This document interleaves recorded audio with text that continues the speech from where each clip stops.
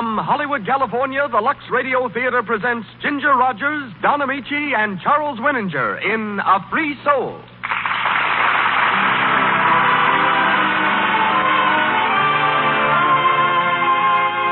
Lux presents Hollywood. Our sponsors, believing that this program is the best means of showing you their appreciation of your loyalty to Lux, tonight bring you Ginger Rogers, Don Amici, Charles Winninger, and Jack Arnold in another great play.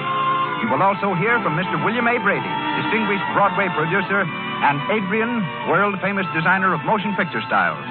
Conducting our music is Louis Silvers. And our entire presentation is under the direction of your celebrated host, ladies and gentlemen, Mr. Cecil B. DeMille.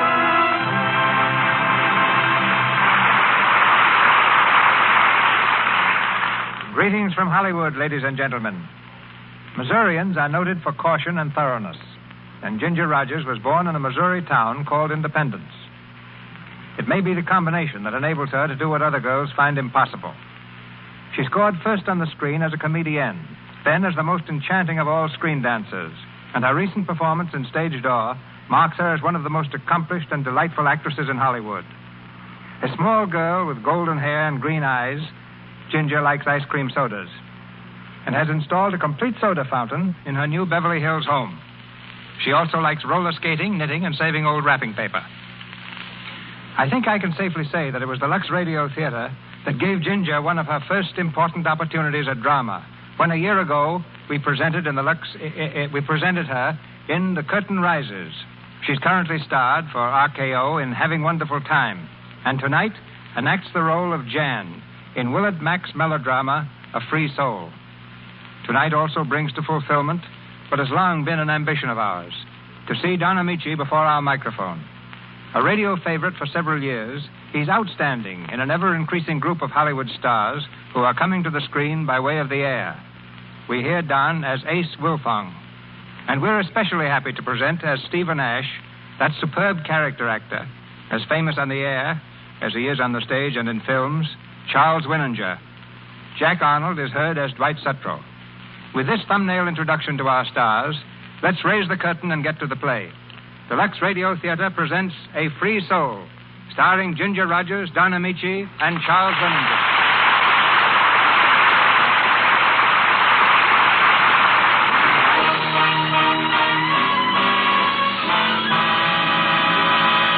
The smallest big town in the world, the city of San Francisco.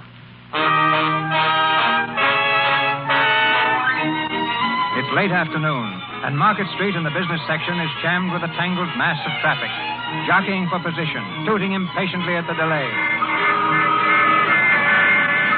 Suddenly, a long blue roadster sweeps from a side street, skids recklessly beneath the nose of an oncoming truck, and rounds the corner on two screeching tires.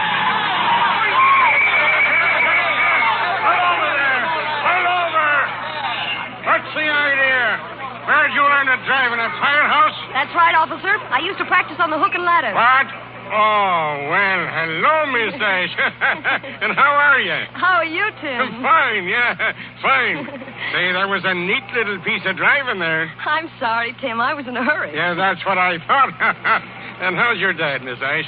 Don't see him around very much. Oh, he's fine. I'll give him your regards. Great man, Steve Ash. Ought to be district attorney by rights. Put some of these crooks behind the bars. He does better keeping him on this side.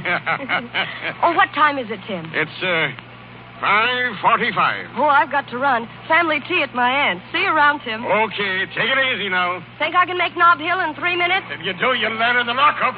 Look me up in cell number 6.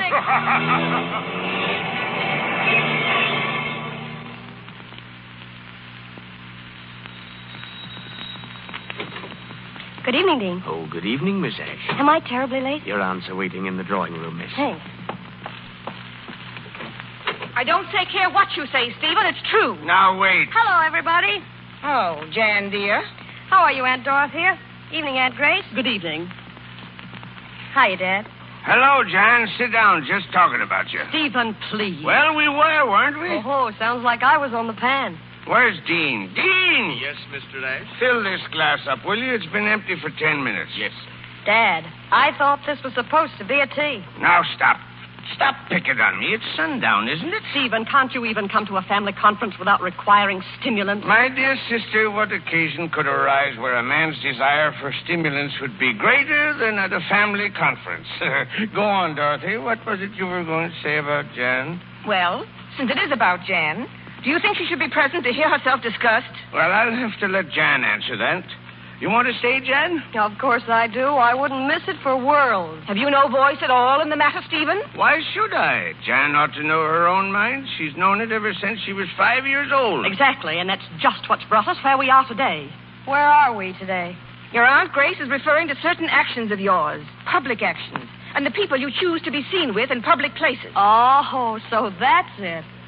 I knew this meeting was going to be called today. I knew it last Tuesday when Aunt Grace walked into the St. Alban for luncheon and saw me there with Ace Wilfong. Ace Wilfong. A common gambler. Oh, wait a minute, wait. Is that what this is all about? Isn't it enough?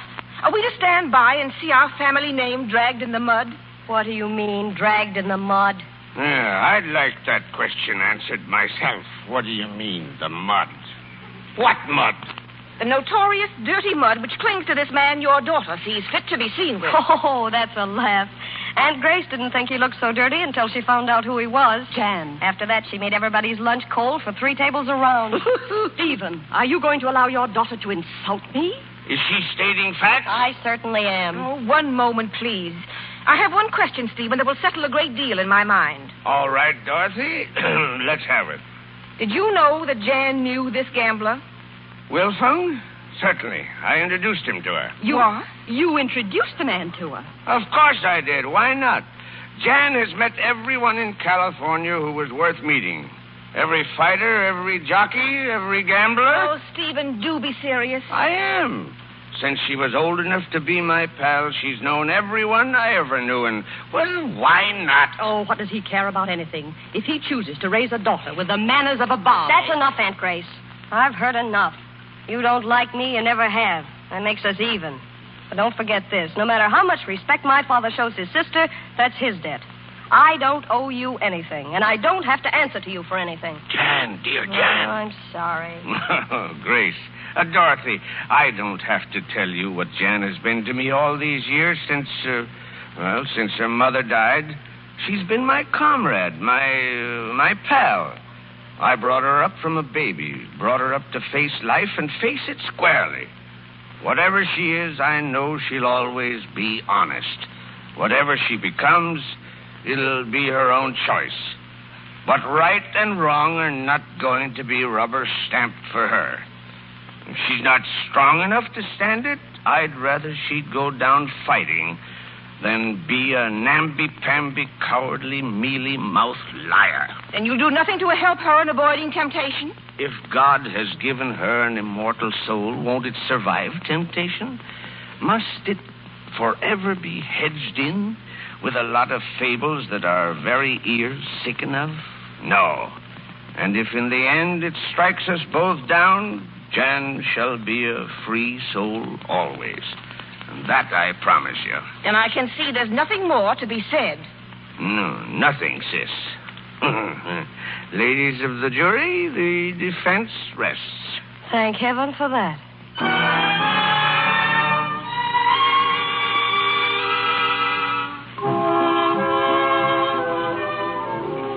Grand music. Want to dance, Ace? No, not unless you do. What's the matter?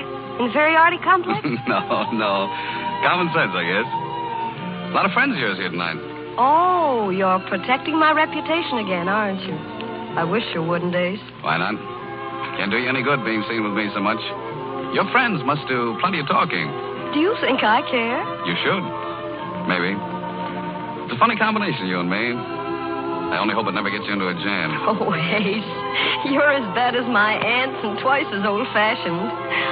Oh, hello, Dwight. Good evening, Jan. Coming, Dwight? Oh, yes. Excuse me, please. Friend of yours? Dwight Sutcroft. Kind of frigid, wasn't he? That's what I'm talking about, Jan.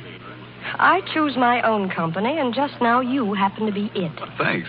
Known him long? Mm-hmm. All my life. He proposed to me once. Oh. Seems to be all right. I thought so, too. But while I was thinking it over, his mother decided she didn't like me. And if he married me, she'd cut him off. That changed his mind. Mine, too. He must sleep bad with that on his conscience. Conscience? Having a chance to marry a girl like you and passing it up for a little Jack. A lot of Jack. Couldn't be enough to square the deal. Oh, Ace, you're marvelous. Oh, I've got to call Dad. Wait for me, will you? Sure. I'll only be a minute. Jan. Oh, Jan. Well, the frigid Mr. Sutro. How are you, Dwight? Jan, I want to speak to you. You didn't seem so anxious inside. I was until I saw whom you were with. Why are you doing it, Jan? What do you hope to gain by it? Oh, I don't know what you're talking about. If it's just to make me jealous or something. Jealous? Oh, do you think I'd go to the trouble of making you jealous? Then I suppose it doesn't mean a thing to you anymore that we're not the way we used to be? Not a thing, Dwight. Well, it does to me. Really? Has your mother changed her mind again? Oh, that's not fair, Jan. I asked you to wait a little while until I won her over. And suppose you didn't win her over. I'd lose again, wouldn't I? No, Dwight. The man I marry has got to want me more than anything else in the world. Just me, and nothing else must count. I do want you, Jan. Oh, no, you don't. I do. Give me a chance to prove to you how much I do. No, Dwight. It's cold. You know what I mean. You don't interest me anymore. Maybe someday I'll think you're swell, and if I do, I'll call you up. Unless you should happen to meet that ideal man of yours in the meantime. Of course. Maybe you've met him already. Perhaps. Ace Wilfong, I suppose. You might be right about that, too. Good night, Dwight.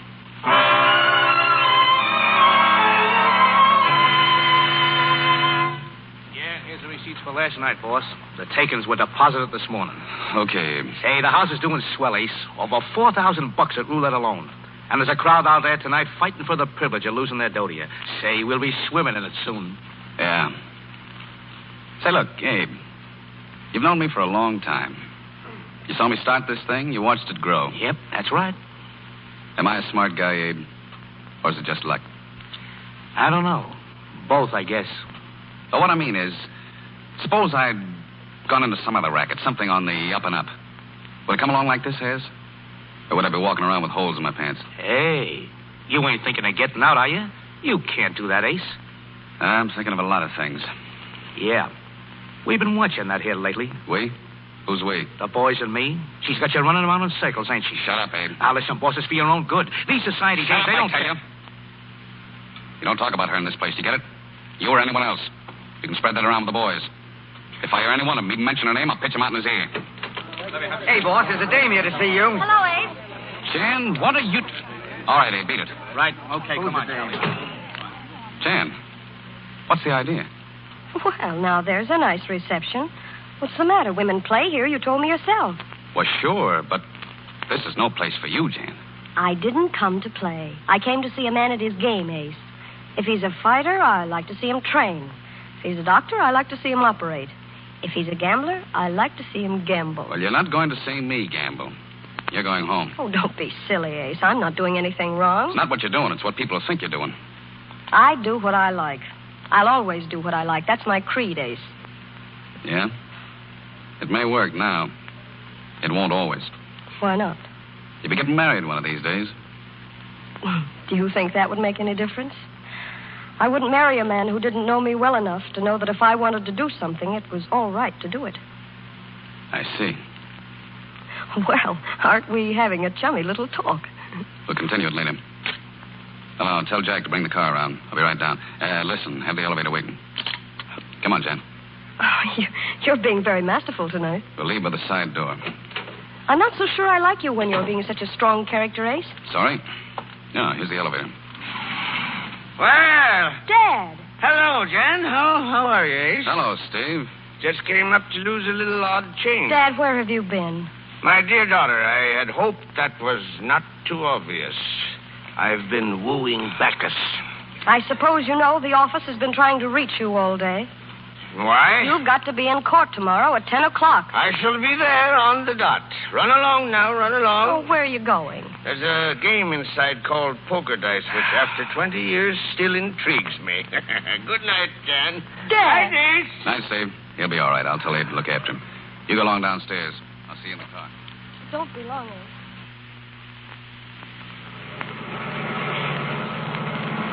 It's such a rotten shame, Ace.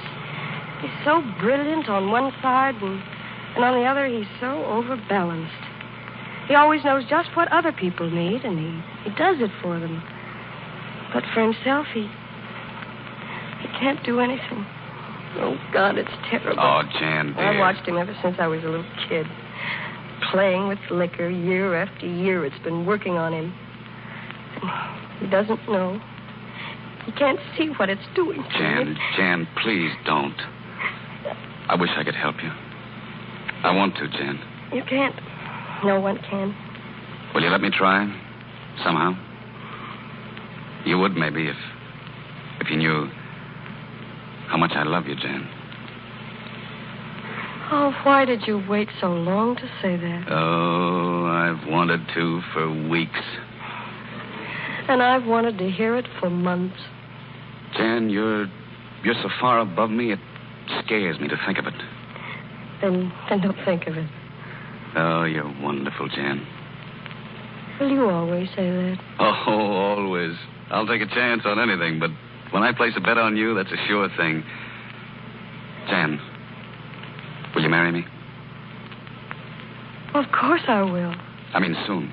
How soon? A week or so? A week? And leave Dad? Oh, he needs me, Ace, now more than ever. He'll always need you. But that's all right. We can all stick together. Live together? Why not? Oh, darling. Oh, let me think. I'm not stalling. It's just let me think it out all by myself. I'll call you. When? Tonight, late. After Dad gets home.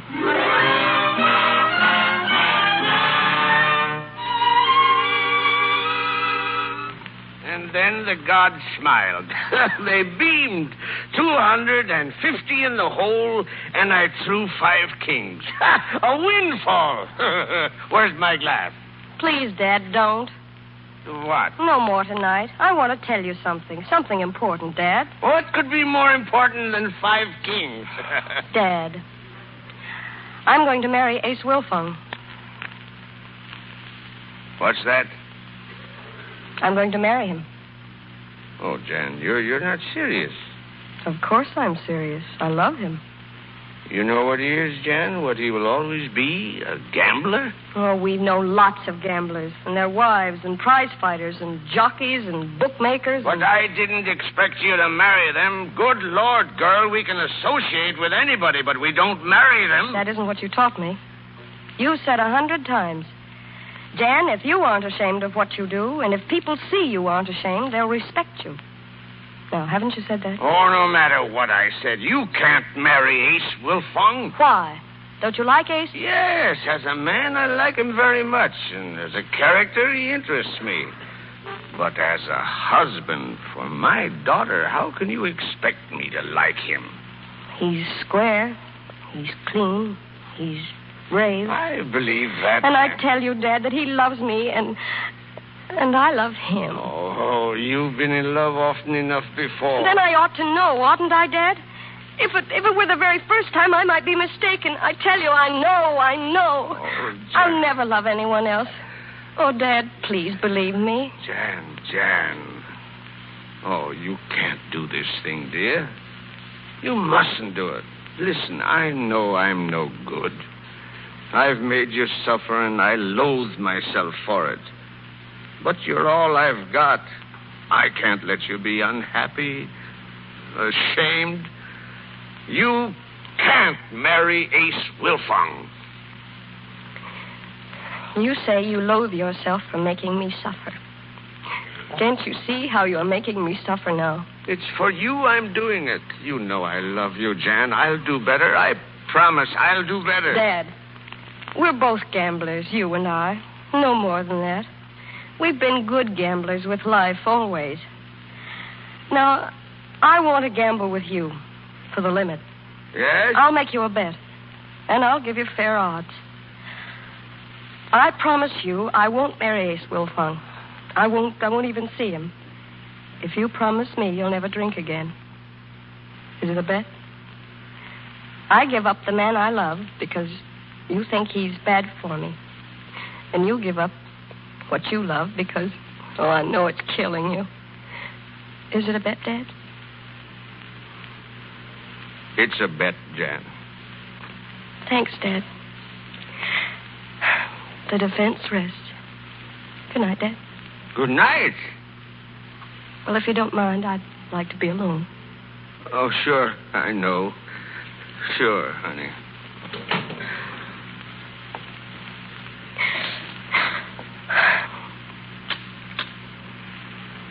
Hello. Give me Maine 0642. Hello. Hello. I'd like to speak to Ace Wilfong, please.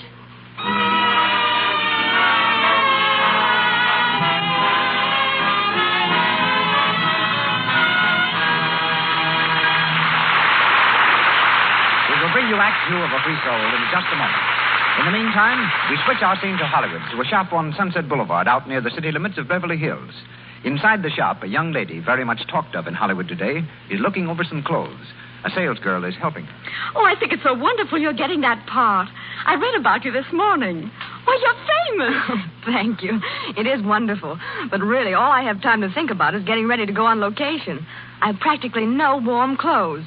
What about sweaters? Let me show you some of our new cashmeres. They're really lovely. Oh, I adore that one. It's so marvelously soft and light. And it fits so nicely, too. Yes, if it would only stay just as nice. Oh, but it will if it's washed right. Here are the directions right on the tag. Use cool water and Lux Flakes. Would you wash a sweater like that? Oh, yes. Washing is good for wool, provided you use Lux. Sweaters shouldn't be rubbed with a cake soap. They may shrink right up and get stiff and harsh. I know Marie uses Lux for my lingerie and stockings. Well, if she'll just stick to Lux for sweaters, too, she'll keep the colors nice and the fit perfect. You see, there's no rubbing with Lux Flakes. And it hasn't any harmful alkali in it either, the way some soaps have.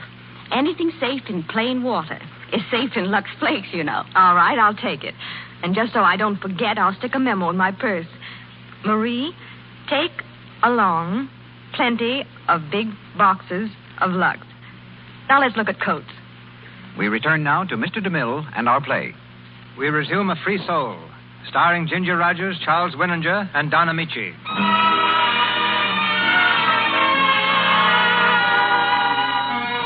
For 6 long weeks, Steve was faithful to his pledge and Jan to hers. It's late at night now, and in Jan's room a single light is burning. The girl paces the floor nervously and turns quickly as she hears someone at the door. Who is it? Dad! Oh, Dad, I've been worried about you. Where have you been? Jan. Oh, Dad. Oh, Dad. Oh, I'm sorry, Oh, Jan. you've broken your pledge. You promised. I know that, but that's why I came up here. You know what you said. You know what I said. You know what we agreed, Dad. I know. I'm going to marry him. You've broken your part of the bargain. You can't stop me now. I'm licked, Jan. It's licked me, but I tried. Oh, I tried. Dad. You could have gone upstairs. I never would have known. Sure, but that wouldn't be playing the game fair, would it? Oh, Dad. Paper here, read all about it. Paper. Here it is, darling, on the front page, too. Jan asked to wed Ace Wilfong. Looks like we were right, honey. It's the combination. Jan asked to wed Ace Wilfong. Anything wrong, Dwight? Oh, no, not a thing. It's swell with me. Paper, Mr. Ash? All right, go out, please. Jan asked to wed Ace Wilfong. Oh.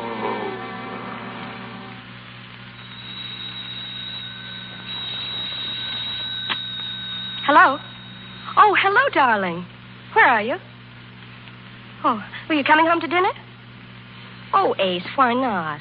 Well, I know it's business, darling, but it's ages since I've seen you. Well, not since last night, Ace. Oh, please. Well, but I've invited some people over. Oh, I see.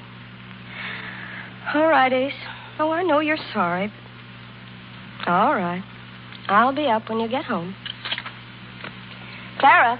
Yes, ma'am. Mr. Wilfong won't be home to dinner. Call up everyone. Say I'm sick or something. Yes, ma'am. Oh, Mr. Sutro called again. Do I? What did he say? He asked if you'd have tea with him this afternoon. I told him you were busy. Oh. Oh, well, call him back. Tell him I'm not as busy as I thought.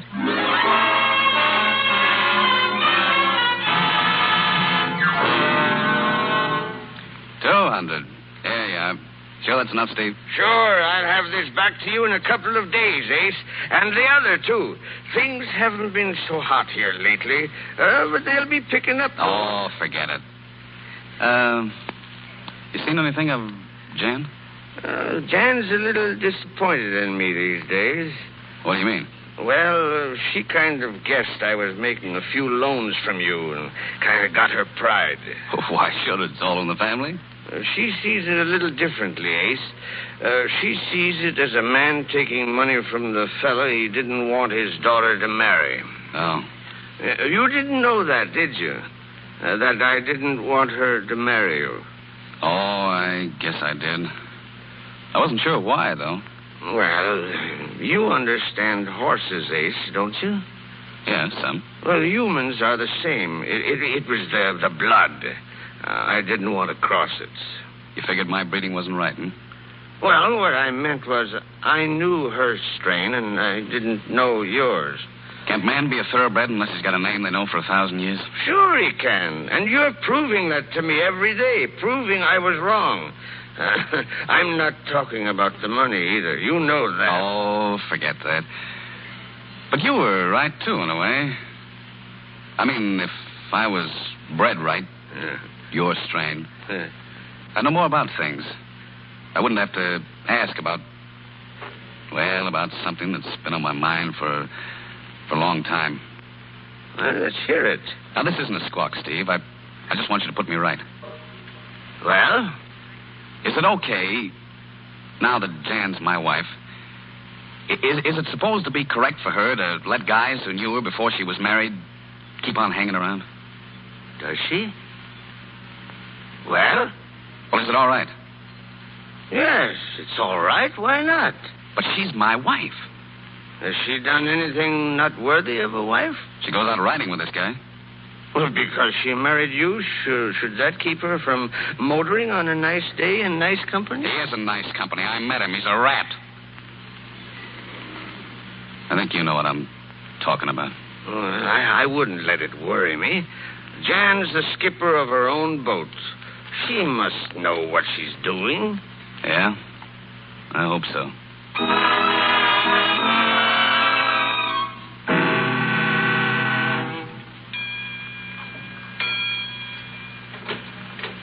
That you, Jan? Darling, I didn't know you were here. You're home early tonight. Oh, that's more than I can say for you. Here, take my wrap, will you, darling? Sure. Oh, I'm tired. We were dancing at the Three Spades. Dwight Satchel? Yes. Why? That's 3 times in a week, isn't it? Well, why not? I've got to do something. I can't just sit here every night waiting. You wouldn't expect me to. No. Ace, we've been married 8 months, and all during those 8 months, I think you and I were out together every bit of 6 times. We saw 3 shows, 2 ball games, and 1 rotten fight. Now, if that isn't a record for a pair of great lovers, I don't know. Oh, I know it's been tough for you, darling. For me, too. But I've had to stick close to the place, Jan, to wind things up. What? I'm getting out next week, selling the place. Ace, no. Sure, it's no life for you, stuck with a gambler. I'm going into something else. Something on the up and up. I've got enough dough to start with, and, well, maybe we get to see each other once in a while. Oh, darling, that's marvelous. You're doing this just for me, aren't you? For us. But you can do something for me, if you want. Well, of course, darling. What? Well, I don't know how to say it without sounding silly, but it'd make me a lot happier if you weren't so chummy with this Sutro guy. Well, it does sound silly, Ace. I told you before we got married I had to be free. I don't consider it necessary to account for myself to anyone. But this much I'll tell you. I should have gone mad these months without Dwight. As bad as that, As bad as that. There's no harm in going places. Dwight and I were kids together. Why? Oh, I know what he is, but he's harmless where I'm concerned. If I could believe that, I wouldn't beef. I want you to be free, Jan, but isn't there some other freedom that's a little less like playing with Nitroglycerin? Ace, I won't be bossed, and that's that. Oh, no, it isn't. No, Jan. You've got to give me something else besides this free soul stuff. That don't mean anything to me. That was all right for you and your dad, but not for me. That agreement between Dad and me was our faith in each other. Ace, I wouldn't live with you 2 minutes if I thought you didn't trust me. I do. That's why I can't have other people thinking what I know isn't so. I won't have it. I warned you never to treat me as you would any other girl you've ever known. You don't understand my training, and you don't understand my code. And you don't understand mine. What I win belongs to me. Do you get that? Me. And I won't allow anybody to throw crooked dice in the game I'm in. And you're mine, and the game is mine, and this rat is out to break it up for me, but he won't, you see? Take your hands off of me. Don't you ever do that again, Ace. And don't ever try to bully me into anything.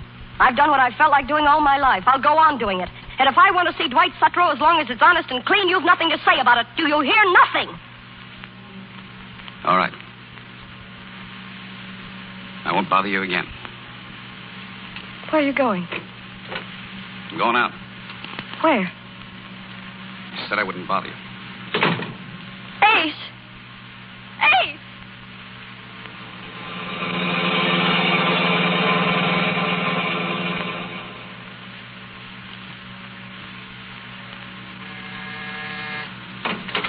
Hello, Sutro. Well, You mind if I come in? Why, no, of course not. Make yourself comfortable, Wilfong. Thanks, I'm not staying. Oh, long enough to have a drink? Not even that. I can say what I came to say in a couple of words. Yes? Sutro, I want you to stay away from my wife. I haven't wanted to say that. You forced my hand. But stay away from it, you hear? I hear, yes. And you will or else. You don't know much about men like me, but maybe you can figure out what I mean by that. Well? I'll see your wife just as often as she'll allow me to see her. It's entirely her affair. And mine. She's married to me. That, I should say, is her misfortune. But she's entitled to some happiness.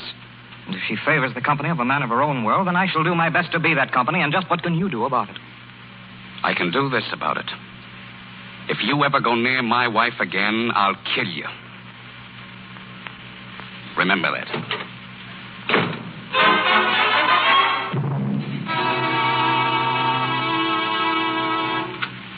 Willie? The private Dick just reported. Well, what did he say? Now, listen, boys, you don't want to get so... What did he say? Well, he's been trailing Sutro since Wednesday. Today, about 3 o'clock, Sutro gets in his car and goes up to the house. Go on. Well, I... My wife went out with him?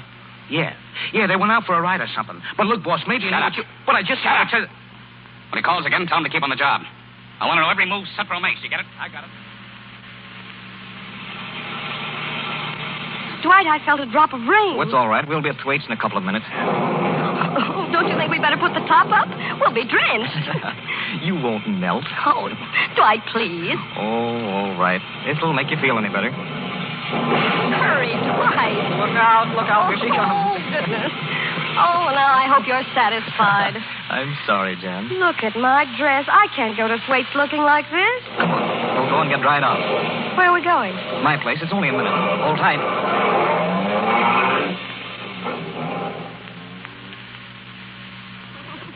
There you are. Put your feet up on the fireplace. Oh, I feel like a sponge. One sharp twist and I could wring myself out. I must be a sight. Don't you believe it? You look beautiful. With water trickling off my chin, I'll just bet I do. You'll always look beautiful to me, Jan. You know that, don't you? It's very kind of you, I'm sure. Don't, Jan. Don't what? Don't keep putting me off like that. You shouldn't, you know. We can't just go on laughing and pretending forever. It's not a laughing matter. Not with me. I love you, Jan. Give me a cigarette, please. Oh, of course. I wish you hadn't said that, Dwight. Why? Well, it's been such fun being with you. Now you've spoiled it. Because I told you I loved you? That's not the first time I've said it. It's the first time since I've been married to Ace. I'd like to believe it's the last. It isn't. I'll never stop telling you. Then I'm sorry for you. And sorry for our friendship. You see, Dwight, I love my husband. Oh, how can you say that? You're not happy with him. But I am. Oh, Jan, dear, don't be a fool. I thought you were above petty little conventionalities. He's not your kind, Jan. And you are, I suppose? I love you. I could make you happy. Oh, Jan, darling. Will you get my coat, please? Jan. I'm leaving. I'm sorry, Dwight. It seems I've led you into believing something about me that isn't true. My coat, please. You can't just leave it at that. I can, and I'm going to. Good night. Jan. Jan, darling, listen Let me to go. me. I won't. You don't mean what you're saying. You're putting on an act. Maybe that'll prove to you that it isn't an act, that it never has been, that it never will be. Hello? Who? Abe who? All right, put him on. Hello? Hello, talk louder, please. Who's on his way? Oh, I can't hear you. Will you please tell me what you're talking about? All right, Sutro, where is she? May I ask what you're doing here and what you mean by Don't breaking give me in? that. Where is she? She was here a minute ago. You're mad. Oh, no, I'm not. I've had you followed for a week. You brought her here. Now, where is she? Get out of here. I warned you, Sutro. You wouldn't listen to me. I warned you. Stay away from me. Stay away. Don't reach for a gun, Sutro. Don't reach for a gun or I'll let you have it. What I'm going to do to you, I can do with my own 2 hands. You let go of me. Get away from that drawer.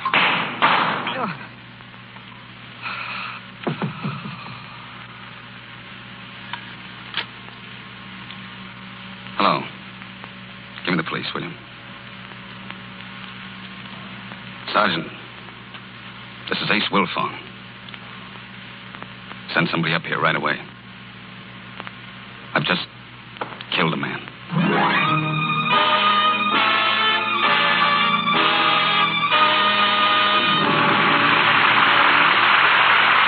We pause for station identification. This is the Columbia Broadcasting System.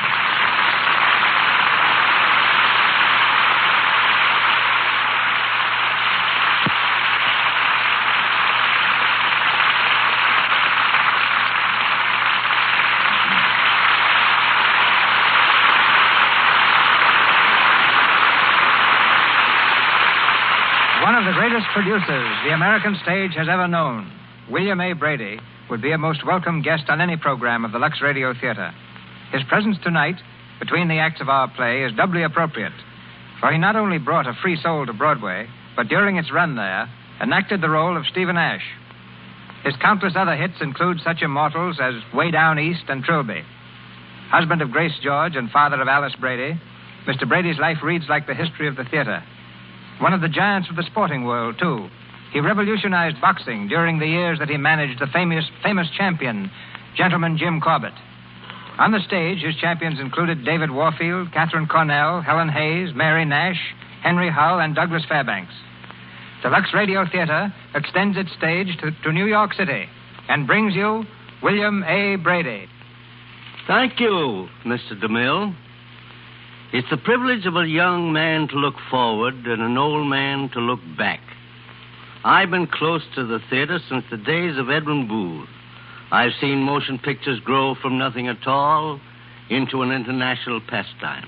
And radio, from a howling, static-filled discord to its statue of perfection, exemplified by the Lux Radio Theater, the sponsors of which, by the way, deserve tremendous credit for the part that they have taken in the present rejuvenation of the American theater. In my youth, variety was the spice of life. For example, some 30 years ago, I managed a heavyweight championship fight on one night and presented Robert B. Mantell in his first performance of King Lear on the following night. People often ask me, what was my proudest moment?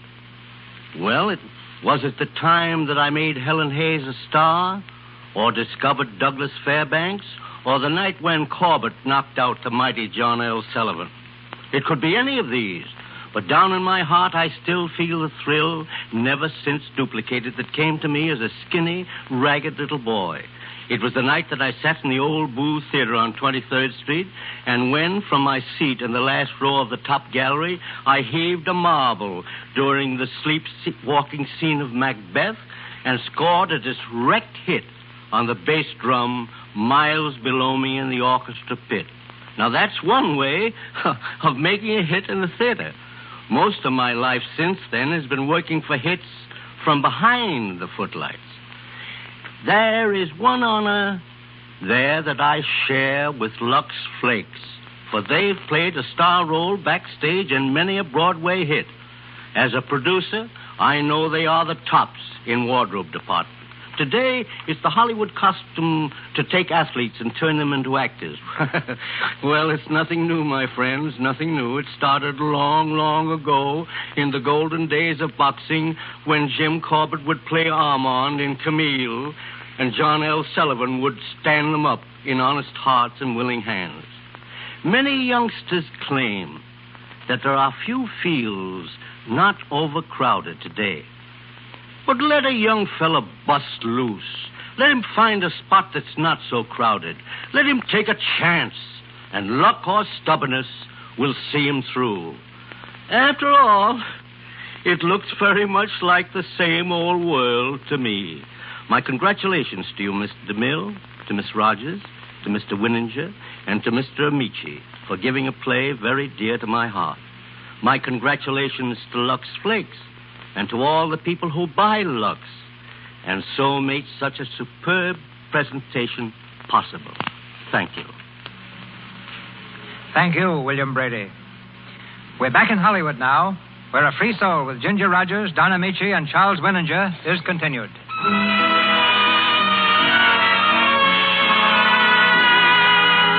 It's early the next morning. In his cell in the city jail, Ace is seated on the edge of an iron cot, his shoulders drooping, his head in his hands. Suddenly, he hears footsteps in the corridor and springs to his feet, every nerve alert. 5 minutes, miss. Thank you. Oh, Ace. Jim. Oh, Ace, darling, what have I done to you? It's all right, honey. Now, don't cry. I killed a rat, that's all. Oh, why did you? There was nothing wrong, Ace, I swear it. You've got to believe that. Regardless of what happens, you've got to know that, Ace. I do know it. That's what makes this bearable, Jan. I never doubted you. Not down deep, I didn't. I was just all on fire inside. I didn't go there to kill him. Just to give him a scare. He went for a gun. Oh, how can life do such things to people? I love you, Ace. I've never loved anyone but you. I wish I could take my heart out and show it to you. Shh, please, please. It's my fault. Everything's my fault. I thought I was a free soul, and I'm not. Because I belong to you. It came to me last night when you didn't come home, and then I heard. And I thought about you here and me there. Oh, I died, Ace. I died. I tell you, if I ever live again, Honey, please stop it. You don't know what you're saying. Look at me. I'll be all right. Everything's going to be all right. Oh, it will, Ace. It's got to be. They've never hanged a man for a thing like this. I was up there to Suttrose yesterday. And when the jury knows that, they're... Wait, Jan. Listen. You've got to promise me something. Anything, Ace? You mustn't spill that stuff about being up there, Jan. You know what I mean. It'll seem tough, but that's the way I'm going to play it. You mean you wouldn't let me go on the stand to save you? Yeah, that's just what I mean. What the... No, sweet, we can't. You married me against the wishes of everyone, even your father. No matter what happens to me, we can't use your good name to save my neck. My good name? Oh, you poor, crazy darling. Do you think that means anything if you're taken away from me? Oh, no, Ace. I'd yell it from the top of the ferry building that I was there. That it was my fault. No, you won't. I fixed it so you won't. You're not going on the stand. Who can stop me? Your father. He's going to defend me. Dad? Oh, no, Ace, you can't. Oh, he's my father, but I know he can't save you. He's through, Ace. He hasn't had a case in months. He couldn't even plead one. I'm laying a bet on him. Can't you? Oh, I see. You don't care about being saved.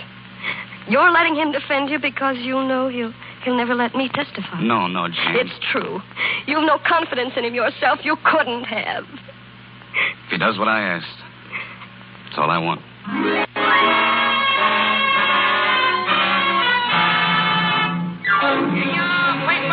Wilfong goes to trial. Jury panel. Wilfong goes to trial. State Bill's case against Wilfong. Defense presents no witnesses. Here you are. Wilfong's file new and closed. State looks for conviction. Paper. Wilfong's file new and closed.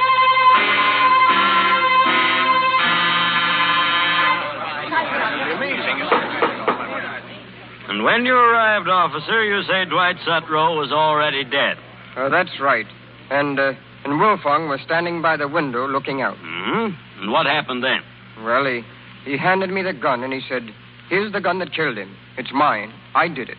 Thank you. Your witness, Mr. Ash. Mr. Ash, the attorney for the state has offered the witness. No questions, Your Honor. Do I understand, Mr. Ash, that you have no wish to cross-question any of the state's witnesses? Yes, Your Honor. Very well. Witness is excused. The defense will proceed with its case. Call your first witness. If it pleases the court, there will be no witnesses for the defense. What's that? Your Honor, the defense rests. No, Your Honor, you can't let him do it. Jan, go back to your seat. I won't. They're trying to protect me, Your Honor.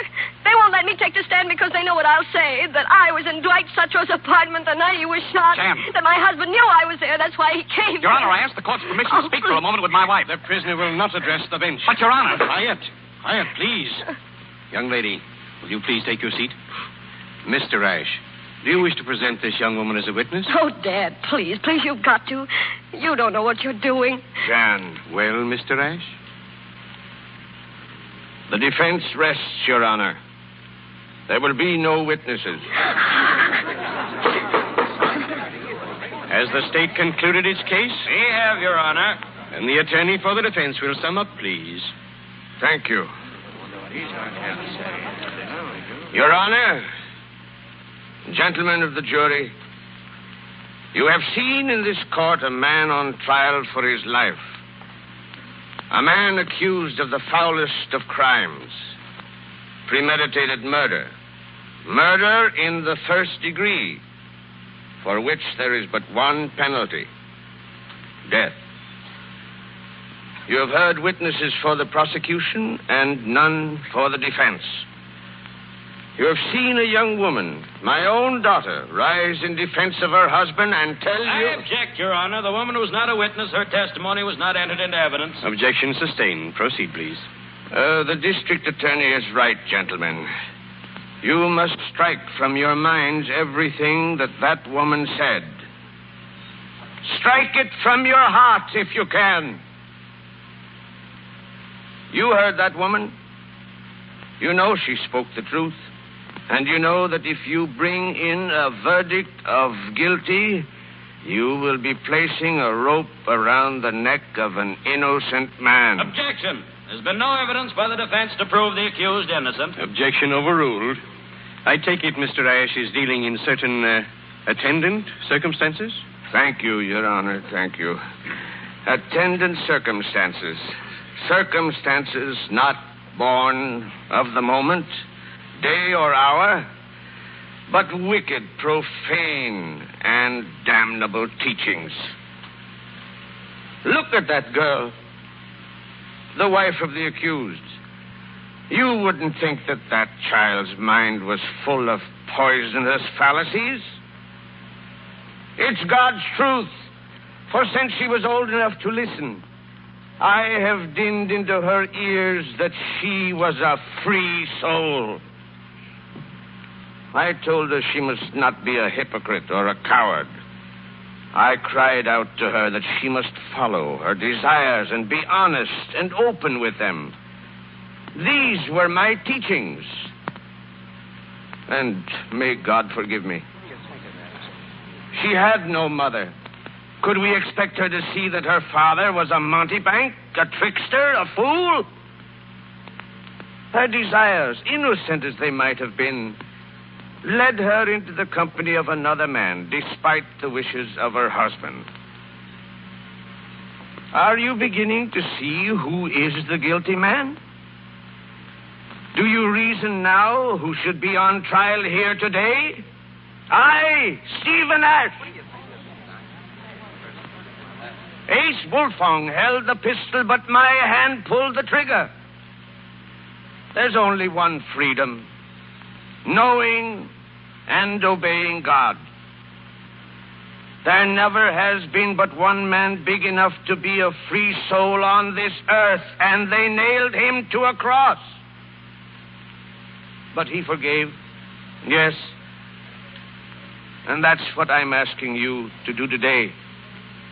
I ask you to forgive this man. I ask my daughter to forgive me. Oh, Dad.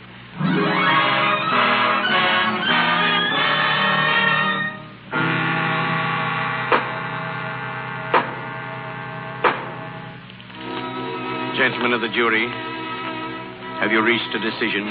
We have. We find the defendant not guilty.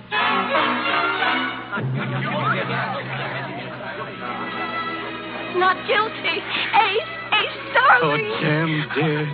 He did it for us, Jan. He gave us our life again. Oh, Dad, look at me. You were wonderful, darling. And I do forgive you. Oh, I forgive you everything. Dad, don't you hear me? Well, don't just sit there, darling. Wait a minute. Steve, what's the matter? Steve. Is he? Please don't, Jan. He's happy. The defense rests.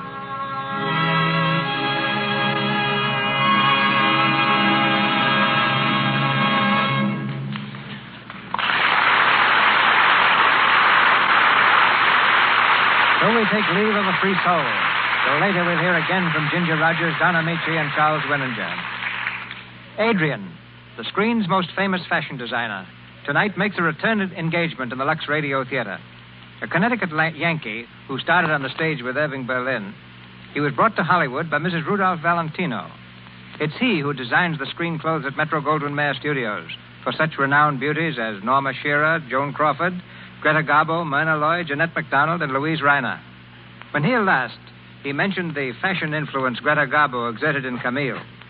And now, Adrian, that she's completed her new film, Conquest, would you say that she maintains her leadership? Yes, I do. And one of the more interesting fashion influences of Conquest is a little black velvet cap that looks as if it were a snail shell. Does that sound particularly ridiculous? Now, it would have a few years ago, but today, for the sake of peace in the family, I take the funniest hats seriously. So do I.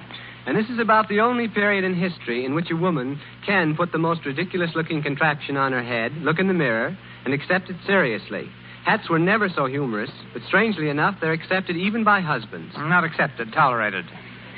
My own feeling about extraordinary hats is that they're far more interesting than humorous.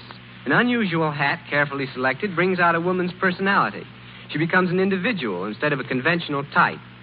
Getting back to Garbo, she's a very important style influence simply because she's not at all interested in style. Therefore, I can design anything that I think will look well on her, and if she agrees about it, she'll wear it regardless of fashion, and it will usually start a new trend. Most women don't want to start a new trend. They want to play follow the leader. Right. The majority are very antagonistic to a new fashion.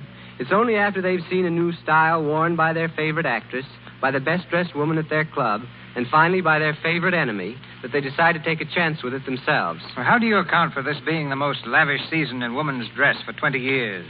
Is it an indication of good times? Well, on the contrary, a lavishness in dress, a willingness to indulge in unusual ideas, are always apparent when the world seems on the edge of something momentous. How accurate this barometer is, I can't say, but whenever international affairs are unsettled, extravagance in fashions will blossom forth amazingly. There's another reason, too, which I hope is truer. It's the fact that today the old law of what they're wearing no longer exists. Most women are at last dressing according to what happens to become them best as individuals. From all I hear, Adrian, Miss Garbo's new picture is going to be one of Hollywood's greatest. What can you tell us about it? Well, if for no other reason, Conquest is a great picture because while it's a story of Napoleon, played by Charles Boyer, never in the entire picture does Napoleon put his hand inside of his coat. The reason is quite unromantic. We found that Napoleon suffered from dyspepsia, and the only time he struck that so-called characteristic pose was when he had a stomachache. Thousands of costumes were made for Conquest, and thanks to Lux Flakes, they remained perfect through the weeks of production and look as new today as when they were created. When you see Conquest or any other film, and you discover fashion ideas you'd like to copy, just remember that picture styles are created with three things in mind. They must be historically accurate, they must become the star, and they must create certain dramatic effects. So don't take them too literally. Be conservative, and you'll be well dressed. Thank you. Thank you, Adrian. The number 3 has a charm, and here's a charming trio: Ginger Rogers, Don Amici, and Charles Winninger.